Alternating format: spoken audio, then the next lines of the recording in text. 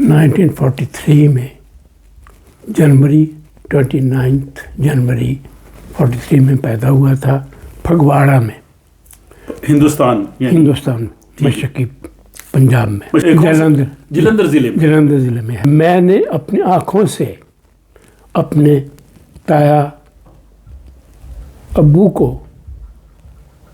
قتل ہوتے دیکھا، اور وہ انڈین آرمی میں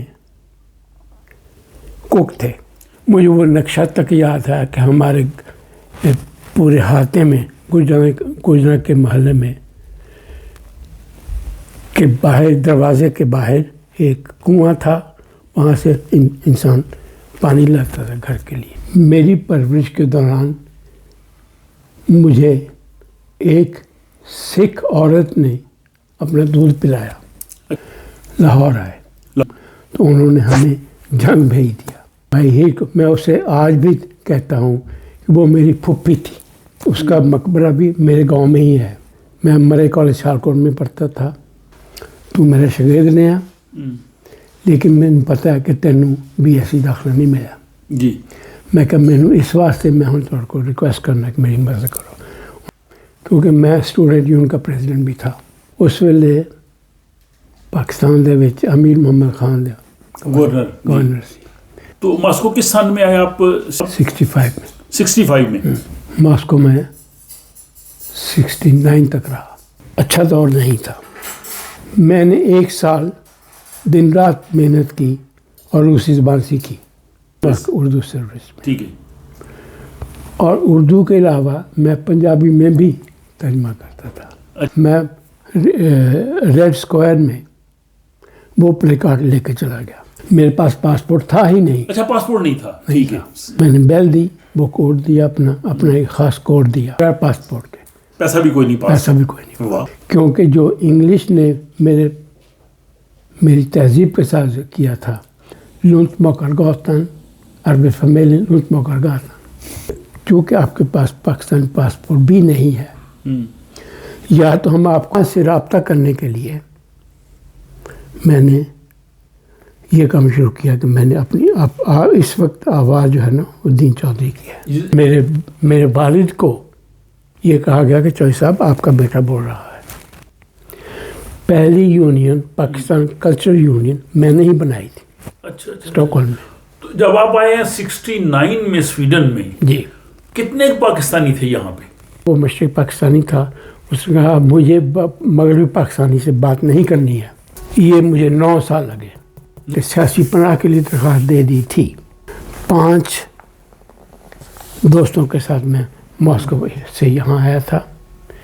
کسی کو بھی سیاسی پناہ نہیں ملی، میں بھائی تھا جسے سیاسی پناہ ملی۔ سوینسکا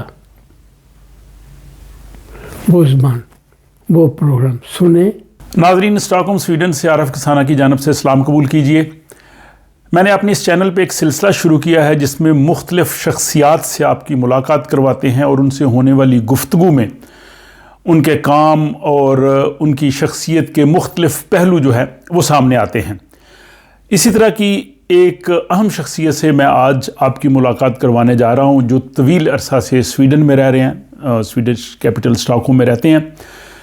انہوں نے علمی ادبی میدان میں بہت بڑا کام کیا ہے، بہت سی کتابوں کے وہ مصنف ہیں، اور ان کا جو کام ہے اس کو ہر سطح پہ سراہا گیا ہے۔ ان کے نظریات سے اختلاف ممکن ہے، لیکن جس قدر انہوں نے علمی ادبی تحقیقی کام کیا ہے اس سے کوئی شخص انکار نہیں کر سکتا، جس کی کچھ جھلک میں آپ کو دکھاؤں گا۔ انہوں نے یہاں پہ سویڈن کی عالمی شہرت یافتہ بچوں کی مصنفہ آسٹرڈ لنگرن، اس کی جو کتاب پپی ہے، اس کی 3 کتابوں کی یہ جو ہے اردو انہوں نے ٹرانسلیشن کی ہے۔ یہ پپی 1 اور پپی 2 اور اس کے بعد یہ پپی کی 3ری کتاب۔ اس کے بعد انہوں نے اسلامی تاریخ میں خلفائے راشدین کی جو سیاست ہے، خلفائے راشدین کا جو دور ہے، اس کو اس اپنی کتاب میں جو ہے وہ تحریر کیا ہے۔ اور انہوں نے جو سکھوں کی تاریخ ہے، تاریخ خالصہ کے عنوان سے پنجاب کی تاریخ اور سکھوں کی تاریخ، وہ انہوں نے لکھی ہے۔ اور یہ ایک بڑا ایک منفرد کام ہے کہ ایک پاکستانی رائٹر جو ہے وہ سکھوں کے حوالے سے لکھ رہا ہے. اس پہ ہم تفصیلی بات کریں گے، بلکہ اسے ایک الگ جو ہے پنجابی میں ایک ولاگ بھی میں پیش کروں گا. ایک ان کی کتاب پاکستان، مصر اور اسرائیل کے تعلقات کے حوالے سے ہے، اور بہت بڑا ان کا کام جو ہے وہ سویڈش اردو اولڈ بک ڈکشنری، اتنی ضخیم ڈکشنری انہوں نے مرتب کی ہے. اور ایک اور یہ جو ڈکشنری ہے اردو انگلش سویڈش، یہ پہلی کوشش ہے. اس طرح کی کوئی اور کتاب موجود نہیں ہے. اس میں ہے کہ اگر اردو کا کوئی لفظ ہے تو اس کی آپ سویڈش جاننا چاہتے ہیں اور ساتھ انگلش بھی جاننا چاہتے ہیں، وہ آپ دیکھ سکتے ہیں. اور یہ جناب کافی ضخیم کتاب ہے. تو یہ سویڈش زبان سیکھنے کے لیے، یا جو لوگ سویڈش زبان کے حوالے سے کوئی بھی ڈکشنری کے متلاشی ہیں، تو یہ دونوں ان کی ڈکشنریز جو ہیں وہ سویڈش اردو ڈکشنری اور اردو انگلش سویڈش ڈکشنری وہ بھی موجود ہیں. تو یہ اتنا بڑا ان کا جو ہے وہ کام ہے. ان سے ہم گفتگو کرتے ہیں، ان کی جو ہے وہ زندگی کے جو مختلف ادوار ہیں وہ ہم جاننے کی کوشش کرتے ہیں. طویل عرصہ سے یہ سویڈن میں، اس سے پہلے یہ ماسکو میں بھی رہے ہیں. تو آئیے جناب میں آپ کی ملاقات کرواتا ہوں جناب دین چودھری صاحب سے. جی چودھری صاحب، بہت شکریہ آپ کے اس ٹائم کا، اور جس طرح سے آپ نے کتابیں لکھی ہیں، پوری زندگی میں جتنا آپ نے ریسرچ ورک کیا ہے وہ ناظرین کے سامنے ہے. اور اس میں یہ بھی بتاتا چلوں کہ چودھری دین سیال صاحب کے جو بیٹے ہیں دانش سیال، وہ بڑے ان کے ہونہار فرزند ہیں. انہوں نے اپنے والد کی پوری بایوگرافی جو ہے تقریباً 400 صفحات پہ مشتمل سویڈش زبان میں سامویتس فونگن یعنی ضمیر کا قیدی اس عنوان سے لکھی ہے. ان کی سیاسی جدوجہد، سوشل ورک اور علمی تحقیقی کام سارا، تو اس حوالے سے بھی ہم گفتگو کریں گے. چودھری صاحب، سب سے پہلے یہ آپ بتائیے کہ آپ کی جو پیدائش ہے وہ کہاں کی ہے اور کس سن میں آپ پیدا ہوئے؟ 1943 میں جنوری 29 جنوری 43 میں پیدا ہوا تھا، پھگواڑہ میں، ہندوستان ہندوستان مشرقی پنجاب میں. مشرقی پنجاب میں، جی. اور 3 سال کی عمر میں اپنے ماموں کے ساتھ بیل گاڑی پر بیٹھ کر شوگر مل جایا کرتا تھا. اچھا. اس کا مطلب ہے کہ اس وقت بھی پھگواڑہ جیسے ملک میں، شہر میں ایک شوگر مل موجود تھی. پھگواڑہ کا یہ مشرقی پنجاب میں، انڈین پنجاب میں؟ ہاں، جلندر ضلع میں ہے. اچھا. تو یعنی آپ کو یعنی پاکستان بننے سے پہلے آپ کی پیدائش ہے مشرقی پنجاب، انڈین پنجاب، اور آپ کو تھوڑی بہت اس وقت کی ذہن میں کچھ مجھے اور میں نے اپنی آنکھوں سے اپنے تایا ابو کو قتل ہوتے دیکھا. اچھا، جب یہ پارٹیشن ہوئی، فسادات ہوئے. اچھا. اور میں کہہ رہا تھا کہ امی، ماما، تایا ابو کا خون بہہ رہا، کیونکہ ہمارے گھر کے باہر ایک چبوترا تھا، اس پہ میرے اس تایا ابو کا قتل ہوا. یعنی جو بلوائی آئے، ہاں، انہوں نے آ کے آپ کے تایا ابو کو شہید کر دیا. اور وہ انڈین آرمی میں کوک تھے. اچھا، باوجود اس کے کہ وہ انڈین آرمی میں سروس کرتے تھے، ہاں، بلوائیوں نے اس کا بھی قتل کر. تو پھر اس کے بعد پھر آپ کی فیملی نے یہ ظاہر فیصلہ کر لیا کہ اب ہم پاکستان چلتے ہیں. جی ہاں.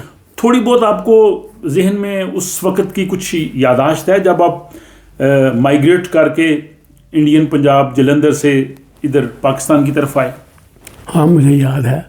مجھے وہ نقشہ تک یاد ہے کہ ہمارے پورے ہاتے میں گجرا کے محلے میں کہ باہر دروازے کے باہر ایک کنواں تھا، وہاں سے انسان پانی لاتا تھا گھر کے لیے. اور اس جگہ پر میری پرورش کے دوران مجھے ایک سکھ عورت نے اپنا دودھ پلایا.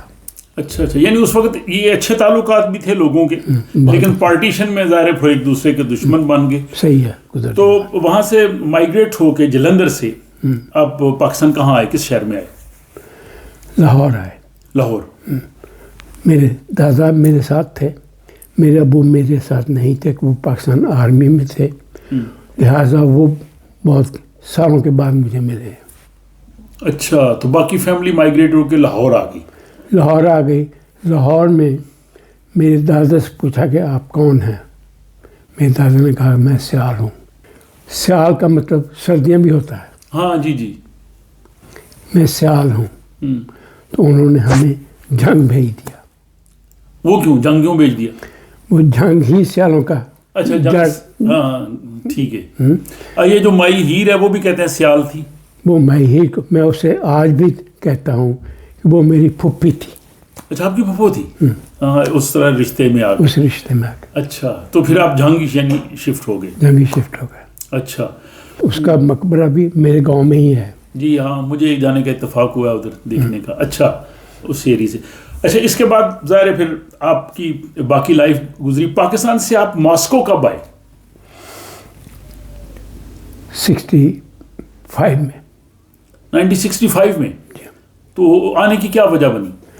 آنے کی وجہ یہ بنی کہ میں اس سے پہلے میں مرے کالج سیالکوٹ میں پڑھتا تھا. اب میری طرح؟ جی میرے مادری علمی سے آپ کا تعلق. اچھا. وہاں ایک بحث مباحثے میں میں شرکت کرتا تھا. جی. بحث کا موضوع تھا اقوام کی تقدیر. افواج بناتی ہیں عوام. میں نے عوام کا ساتھ دیا. مجھے سیکنڈ پرائز ملا.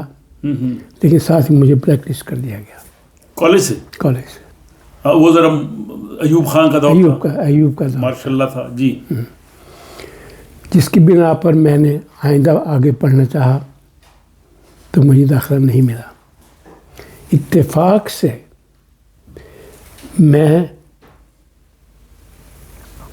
اپنے گاؤں جا رہا تھا جنگ. تو بس میں میری ملاقات میرے بایولوجی ٹیچر سے ہو گئی. ٹھیک ہے. اس کا نام تھا محمد علی شاہ. اچھا ٹھیک ہے. وہ میرے بایولوجی کے ٹیچر تھے. میں نے کہا کہ شاہ جی السلام علیکم. وعلیکم السلام. شاہ جی میری مدد کرو. وہ کہا میں نے تیرے بیک گراؤنڈ کا پتہ. تو میرا شاگرد نہیں ہے لیکن میں نے پتا ہے کہ تینوں بی ایس سی داخلہ نہیں ملا. جی. میں کہا میں اس واسطے میں ہوں تھوڑے کو ریکویسٹ کرنا کہ میری مدد کرو. انہوں نے کہا کہ میں ہوں مرے کالج چھڈ کے میں گورنمنٹ کالج لائل پور آ رہا. جو اسکول کالج کھلن گے میرے کو آج میں تمہیں داخلہ دے دوں گا. اچھا تو پھر آپ فیصل آباد کالج چلے گئے؟ جی ہاں. تو وہاں سے پھر اس زمانے میں تو ماسکو آنا کافی رسکی کام بھی تھا. سوویت یونین کا زمانہ تھا. پاکستان میں سوویت یونین سے تعلق رکھنے والے لوگوں پہ بڑی نظر رکھی جاتی تھی.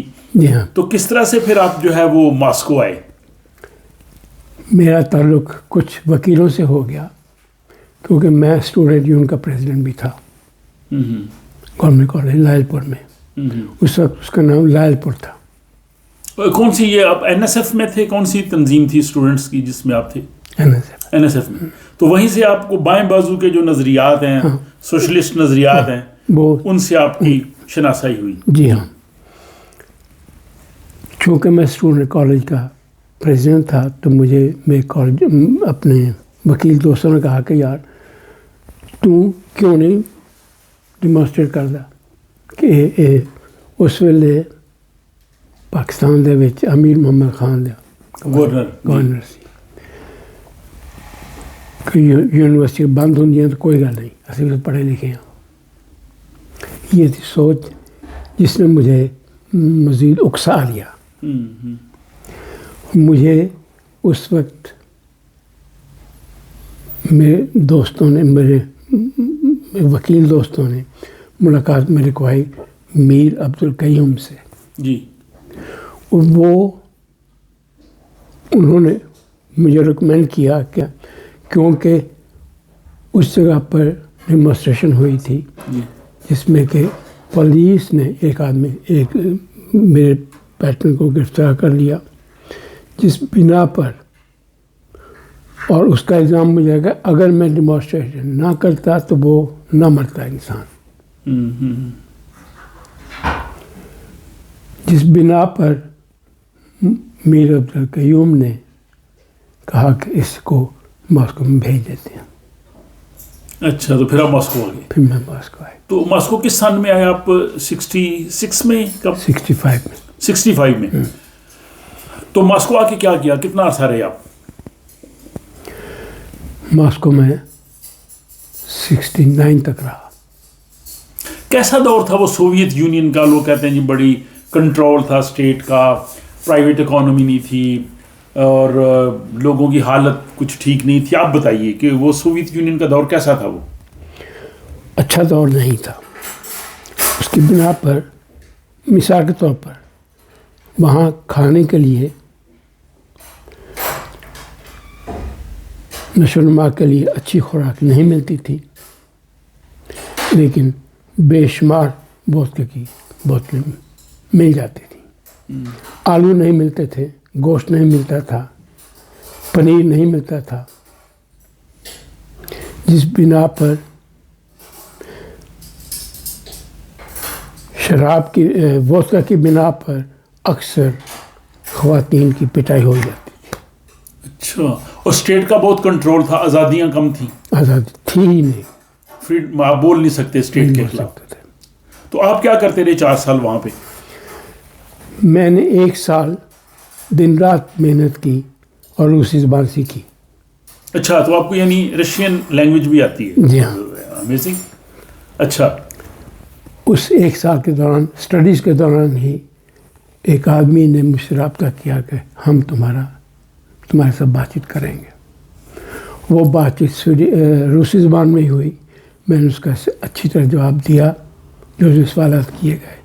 लिहाजा उन्होंने कहा कि आप अगर हमें टाइम दें, हम आपका मज़ीद टाइम लेंगे, और कहा कि आपको हम ये इसी राज में रहेगी कि बाद आप रेडियो मॉस्को पर काम करते हैं, ये आप इंकशाफ नहीं करेंगे, ठीक है, लेकिन आपको अच्छी तनख्वाह मिलेगी।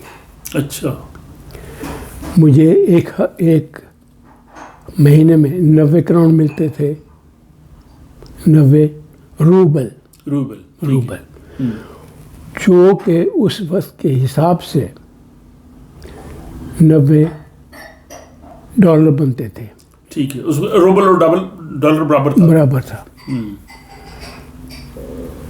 लेकिन मुझ पर पाबंदी थी, मैं बताऊं नहीं कभी भी। अच्छा, किसी को बताना नहीं कि आपका क्या है? अच्छा, बाद में मैंने बताना शुरू कर दिया कि आप दीन चौधरी से आपसे मुखातिब है रेडियो पे। तो वो उर्दू जो प्रोग्राम था वॉइस ऑफ रूस का, क्या रेडियो मॉस्को की उर्दू सर्विस में? ठीक है। और उर्दू के अलावा मैं पंजाबी में भी तर्जुमा करता था। अच्छा, क्योंकि वहाँ पंजाबी सेक्शन भी था, और पंजाबी में भी मेरी आवाज़ कभी कभी वक्त ज़रूरत जाती थी। तो फिर मॉस्को से स्वीडन आने का जो है वो प्लान किस तरह से बना? इत्तेफाक से 68 में ही मॉस्को ने अपनी फौजें वारसा भेजी, पोलैंड भेजी, जी, जिनके बारे में मैंने अपने हॉस्टल में ही एक कागज़ पर वार्शावा फ्रंट आर्मी यानी आपने पोस्टर लिखा कि वारसा से फौजें वापस आए। जिस बिना पर मैं रेड स्क्वायर में वो प्ले कार्ड लेके चला गया। ये बड़ी हिम्मत की बात है कि उस जमाने में तो वहाँ पे बात की इजाज़त नहीं थी। तो आपने अफवाज के खिलाफ वहाँ पे रेड स्क्वायर के सामने मुजाहरा किया। मुझे पकड़ लिया गया, आप इधर आए, तो मुझे कहा गया कि आप ये मुल्क छोड़ दें, आप पढ़ रहे हैं लेकिन आप पढ़ते नहीं हैं, कुछ और कर रहे हैं। KGB ने आपकी सारी वो हिस्ट्री चेक कर ली। लिहाजा उन्होंने कहा कि या तो आपको हम वापस, क्योंकि आपके पास स्वीडिश नहीं, पाकिस्तानी शहरियत नहीं है।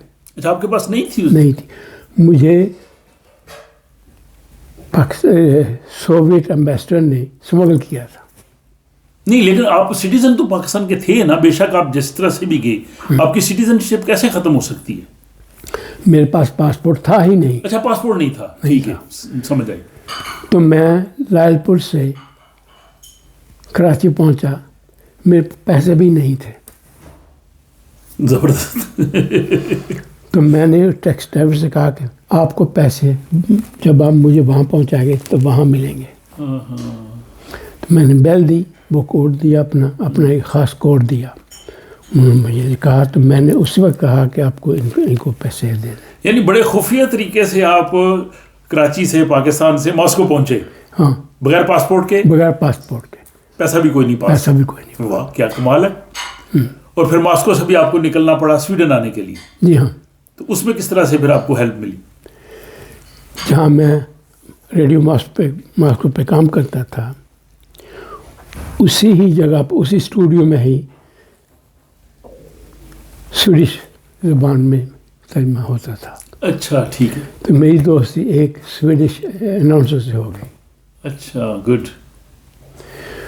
تو میں نہیں چاہتا تھا کہ میں کسی انگلش اسپیکنگ ملک میں جاؤں. تب مجھے پتہ چلا کہ سویڈن جو ہے وہ بہت انگلش بولتا ہے, سمجھتا ہے, وہ انگلش اسپیکنگ نہیں ہے. ہاں ٹھیک ہے, صحیح ہے. کیونکہ جو انگلش نے میری تہذیب کے ساتھ کیا تھا کہ لاہور میں مثال کے طور پر مثال ایک طرف مقبرہ جہانگیر ہے, اس کے ساتھ نور جہاں, ان کو نقصان پہنچانے کے لیے اس میں پٹری ڈال دی تھی. یعنی ظاہر انگریزوں نے بر صغیر پہ قبضہ کیا, وہاں کے ریسورسز کو بھی کیا, لیکن آپ اس لحاظ سے آپ پسند نہیں کرتے تھے. اس لیے میں کسی انگلش اسپیکنگ کنٹری میں نہیں جانا چاہتا تھا, اس کی استعماری کوشش کی وجہ سے. جی ہاں ٹھیک ہے. تو چونکہ پھر اس سویڈش دوست نے مجھے اسٹاک ہوم کا ایڈریس دیا, لونت موکر گوتن عربی فیملی لونت موکر گوتن, وہ میں نے جیب میں رکھ لیا. تو مجھے جب پوچھا گیا کہ چونکہ آپ کے پاس پاکستانی پاسپورٹ بھی نہیں ہے, یا تو ہم آپ کو سائبیریا بھیج دیں گے یا آپ یہ ملک چھوڑ دیں. اچھا, روس والوں نے آپ کو یہ دو آپشن دی.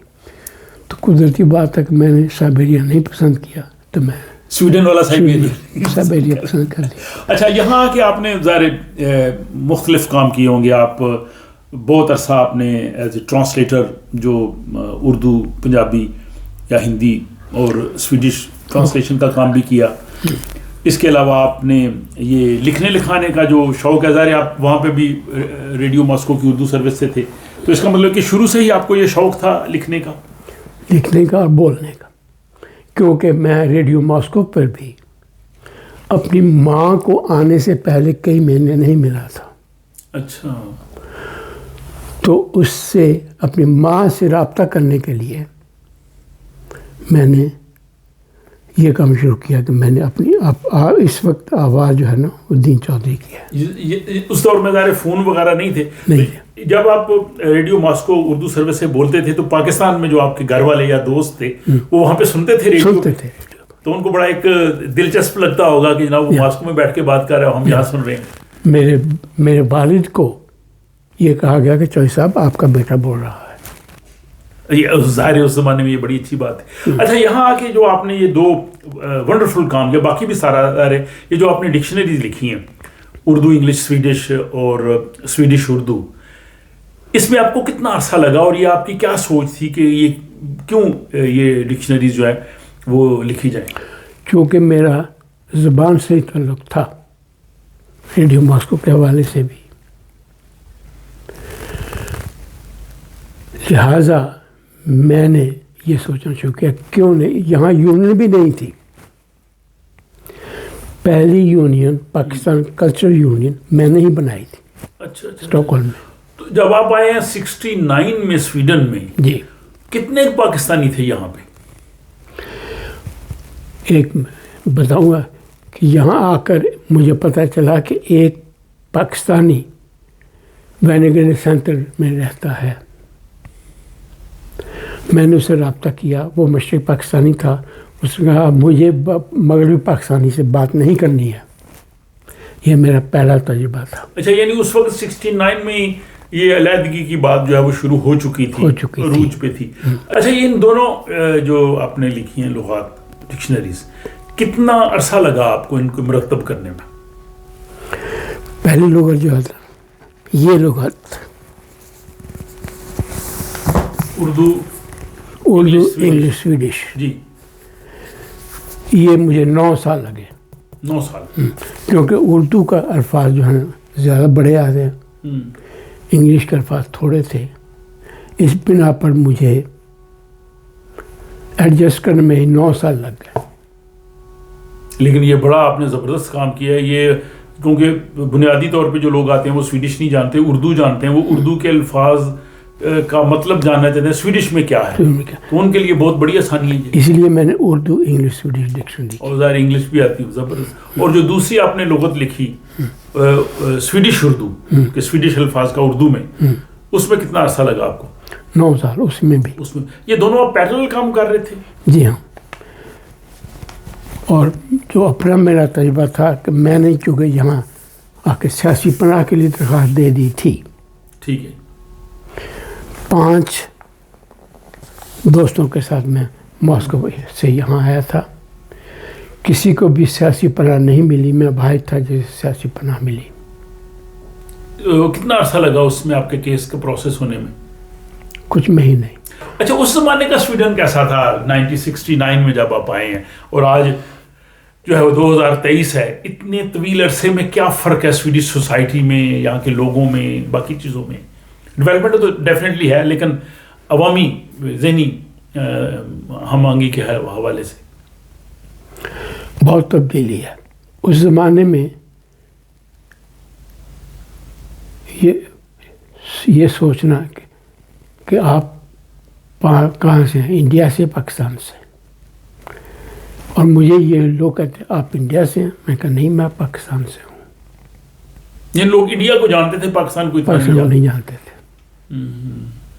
اچھا، اس دور میں ظاہر اب جیسے یہ غیر ملکی لوگوں کے خلاف، تارکین وطن کے خلاف بڑا تعصب اور سیاست بھی بہت زیادہ ہو رہی ہے. اس زمانے میں جب تارکین وطن یہاں آتے تھے، لوگوں کا رویہ کیسا ہوتا تھا؟ بہت اچھا، دوستانہ، بہت دوستانہ تھا. آج کے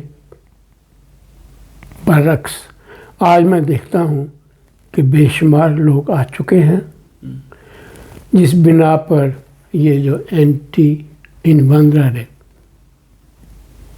پارٹی ہے وہ بنی ہے، اس سے پہلے نہیں تھی. اچھا، آپ کا چونکہ ماہر لسانیات میں سویڈش زبان پہ آپ کو بہت عبور ہے، جس وجہ سے آپ نے یہ ڈکشنریز بھی لکھی ہیں اور ٹرانسلیٹر کے طور پہ، ترجمان کے طور پہ بھی آپ جو ہے وہ کام کرتے رہے اتنا طویل عرصہ. مختصراً آپ کچھ ایسی ٹپس، مشورے دیں گے جو نئے آنے والے لوگ ہیں، سویڈش زبان سیکھنا چاہتے ہیں، یا جو لوگ یہاں پہ رہ رہے ہیں وہ بھی اپنی سویڈش زبان کو مزید امپروو کرنا چاہتے ہیں، تو زبان سیکھنے کے حوالے سے اپنے ذاتی تجربے کی بنیاد پہ کیا مشورے دیں گے آپ؟ ایک ہے سویڈش پلیٹ سوینسکا پلیٹ سوینسکا، وہ زبان، وہ پروگرام سنیں، آپ کو سننے میں بھی، تلفظ کرنے میں بھی آسانی آئے گی.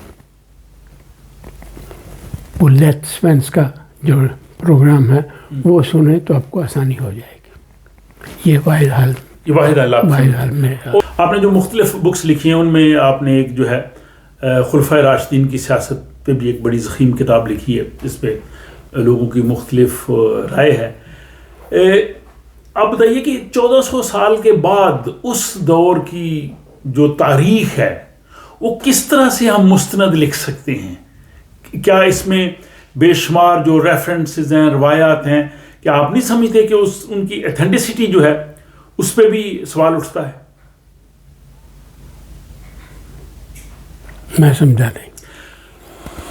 بات یہ ہے کہ ہسٹری میں کہتے ہیں جی کہ کوئی واقعہ جتنا لیٹ رپورٹ ہوتا ہے اور جتنے زیادہ لوگ اس واقعے کو بیان کرنے والے ہوتے ہیں، اس کی ایتھینٹسٹی، اس کے مستند ہونے پہ سوال اٹھنا شروع ہو جاتے ہیں، یعنی وہ اتنا مستند نہیں رہتا.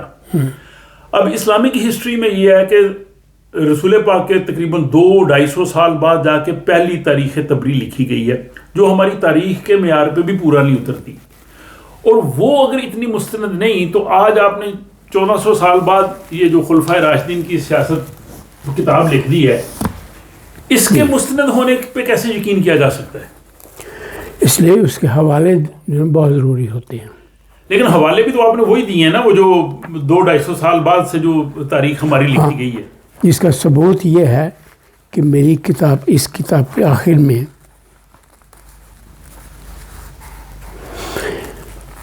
مثلا حضرت محمد کی وفات کے بعد اور مسلمان کی ابتدائی مذہبی اور سیاسی زندگی کے اہم واقعات تاریخ ہیں، یہ موجود ہیں. آپ ان سے استفادہ حاصل کر سکتے ہیں. ہمیں کبھی نہیں بھولنا چاہیے مذہب اپنی جگہ، اس کا عزت و احترام اپنی جگہ پر، لیکن انسانیت کے نیچے آپ کو نہیں جانا چاہیے. انسانیت کی تذلیل نہیں کرنی چاہیے. کیا آپ سمجھتے ہیں کہ آج کے دور میں ٹالرنس بہت کم ہو گیا ہے؟ لوگ آپس میں بات نہیں کر سکتے، مکالمہ نہیں کر سکتے، ہاں، خواہ اس میں مذہبی لوگ ہوں، خواہ غیر مذہبی ہوں، ترقی پسند ہوں، غیر ترقی پسند ہوں، رجت پسند ہوں. کیا سب لوگوں کی رویہ اور سوچ ایک جیسی نہیں ہوگی؟ کہ انسان اب اپنی شعور کو چیلنج مت کرے، اپنا شعور مت چھوڑے. آپ اپنی زندگی بھر کا جو تجربہ ہے، آپ کا جو علم ہے، اس کو اگر چند الفاظ میں ہمارے ناظرین کو بتانا چاہیں، ان کو کوئی مشورہ دینا چاہیں، ان کو کوئی گائیڈ لائن دینا چاہیں، تو کیا کہیں گے آپ؟ اپنے آپ میں تحمل پیدا کریں، بردباری پیدا کریں. جو میں دیکھ رہا ہوں، میں اکثر ترجمہ کرتا رہتا ہوں اس وقت بھی، اور اس حساب سے میں پاکستانی کے پروگرام دیکھتا رہتا ہوں کہ پاکستان میں آج بھی مذہب کو بہت زیادہ ہوا دی جا رہی ہے، اور آج بھی پاکستان کا معاشرہ جو ہے نا وہ بہت کٹر تنگ نظر مذہبی بنتا جا رہا ہے. اسے اجتناب کریں. سویڈن میں جو امیگرینٹس ہیں، ان کا مستقبل آپ کیا دیکھتے ہیں؟ اور بلکہ جو لوگ آئے ہیں تارکین وطن یہاں پہ رہ رہے ہیں، ان کو کیا مشورہ دیں گے کہ وہ اس سوسائٹی میں جو ہے وہ اپنا اچھا اعلیٰ مقام حاصل کر سکیں؟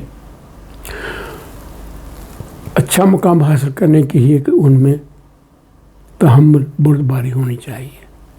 مثال کے طور پر پاکستانی لڑکیوں کو نہانے نہ جانے دینا، یہ تحمل کا فقدان ہے، بردباری کا فقدان ہے. انہیں ٹھیک ہے، لیڈیز کا اپنا سیکشن ہے، جینٹس کا اپنا سیکشن ہے، لیکن انہیں نہ جانے دینا یہ بردباری کے خلاف پڑتا ہے. بالکل درست. چور صاحب، بہت شکریہ آپ کے اس ٹائم کا، اور اس میں آپ نے بہت زبردست جو آپ نے سارا کام کیا وہ سارا آپ کے ہمارے سامنے آیا ہے. مجھے امید ہے کہ ہمارے جو ناظرین ہیں ان کو آج جناب چودھری دین سیال صاحب سے ہونے والی گفتگو جو ہے وہ یقیناً پسند آئے گی. اس حوالے سے وہ اپنی رائے کمنٹ باکس میں لکھ سکتے ہیں، اور اگر آپ سے رابطہ کرنا چاہتے ہیں تو ان کا ای میل جو ہے وہ میں ڈسکرپشن میں دے دیتا ہوں، ان کے ذریعے آپ ان سے رابطہ کر سکتے ہیں.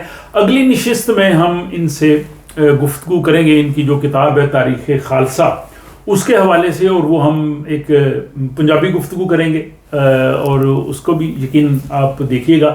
امید ہے کہ آپ کو بہت پسند آئے گی. اپنا خیال رکھیے گا، اور ہم ملتے ہیں اگلے ولاگ میں جس میں ہم چور صاحب سے پنجابی میں گفتگو کریں گے تاریخ خالصہ کے حوالے سے. شکریہ.